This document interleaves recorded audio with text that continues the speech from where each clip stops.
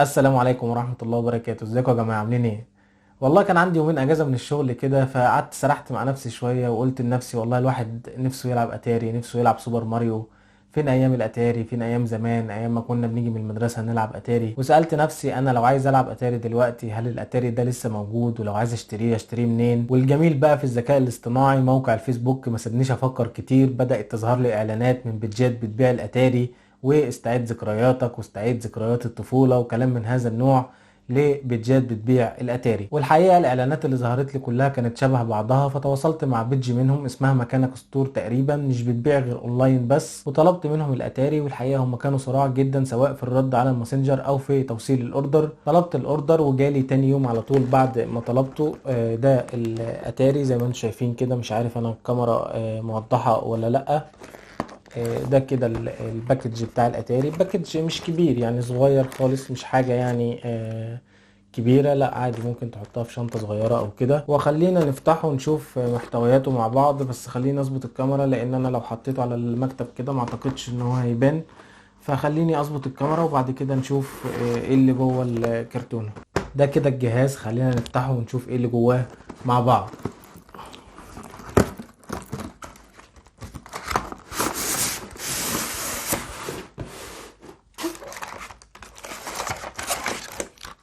ده كده البادي بتاع الجهاز، اشبه ببلاي ستيشن 1. اللي عارف منكم الجهاز بتاع بلاي ستيشن 1، اول جهاز بلاي ستيشن نزل خالص كان بالشكل ده. ده طبعا مش بلاي ستيشن، ده اتاري. آه، بيفتح بالشكل ده.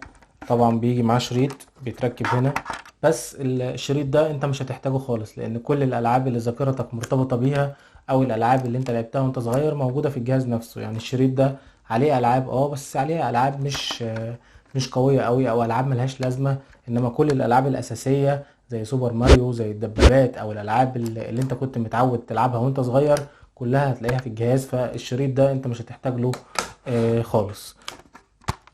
الجهاز كمان بيجي معاه آه، دراع او يد، مش عارف بقى انتوا بتسموها ايه. ادي واحدة وادي اليد التانية. الجهاز برضو بيجي معاه مسدس والترانز او الباور بتاع الجهاز، وبيجي معاه وصلة اوديو وفيديو. معنى الكلام ده ان الجهاز بيشتغل على الشاشات عادي، عشان برضو دايما الناس بتسأل.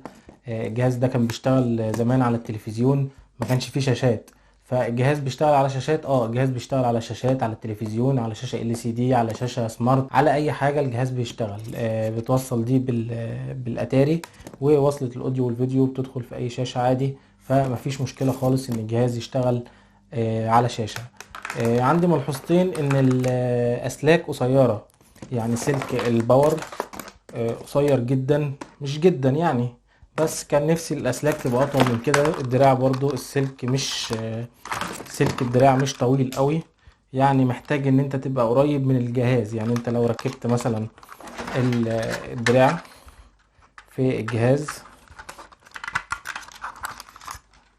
دي كده طول السلك، فانا شايف ان السلك كان ممكن يبقى اطول من كده. شايفه قصير شوية. دي اول ملحوظة على الجهاز. الملحوظة التانية ان الخامة بتاعت الجهاز من البلاستيك مش قوية قوي برضو، بس ده طبعا بالنسبة لسعر الجهاز معقول. لان خلينا نتكلم على سعر الجهاز. الجهاز ده ب 350 جنيه والتوصيل 40 جنيه، يعني الجهاز كله على بعضه بالتوصيل عامل 390 جنيه ال400. فبالنسبة لجهاز اتاري عليه كل الالعاب اللي انت كنت بتلعبها وانت صغير، ينفع كمان ان انت تهدي بيه طفل ولا حاجة، ف 400 جنيه ما يعتبروش حاجة دلوقتي في الزمن اللي احنا فيه ده. فانا شايف ان هي تجربة كويسة جدا. طبعا انا شغلته ولعبت عليه وبسطت يعني بصراحة يعني من التجربة دي. فلو هنلخص الموضوع بسرعة عشان ما نضيعش وقت حضرتك، فسعر الجهاز زي ما قلت لك 350 جنيه زائد 40 جنيه شحن. الجهاز عليه كل الالعاب، عليه سوبر ماريو، عليه لعبة الدبابات، عليه لعبة العصافير، عليه لعبة العربيات. كل الالعاب اللي انت بتلعبها وانت صغير او اللي انت كنت بتلعبها وانت صغير هتلاقيها موجودة على الجهاز، ما تقلقش من الموضوع ده. الملحوظة اللي انا قلت لك عليها او السلبيات بالنسبة لي، حتة اطوال الاسلاك. كنت اتمنى ان الاسلاك تبقى اطول من كده شوية، بس ده مش هيعيقك برضو في حاجة. التجربة بشكل عام تجربة كويسة، رجعتنا بالزمن ولذكريات جميلة. هسيب لك لينك البيج اللي انا اشتريت منها الاتاري في الديسكريبشن. وحتى بعيدا عن البيج ده، طبعا مش اعلان ولا حاجة، بس حتى بعيدا عن البيج، انت لو محتاج تشتري اتاري دلوقتي زي ما قلت لك، اكتب بس او فكر ان انت عايز تشتري اتاري، او اكتب في السيرش بتاع جوجل او سيرش الفيسبوك اتاري، هيبدأ يجي لك اعلانات. اختار البيج اللي انت عايز تشتري منها الجهاز. ولو انت مش بتحب تشتري اونلاين، اعرف ناس كتير ما بتحبش تشتري اونلاين، فاعتقد ان انت هتلاقيه في محلات الالعاب. وبس كده، ده كل اللي انا كنت عايز اقوله النهارده. ما تنساش تعمل اشتراك في القناه وتفعل زر الجرس على الكل عشان يوصلك حلقاتنا الجديده اول باول. والسلام عليكم ورحمه الله وبركاته.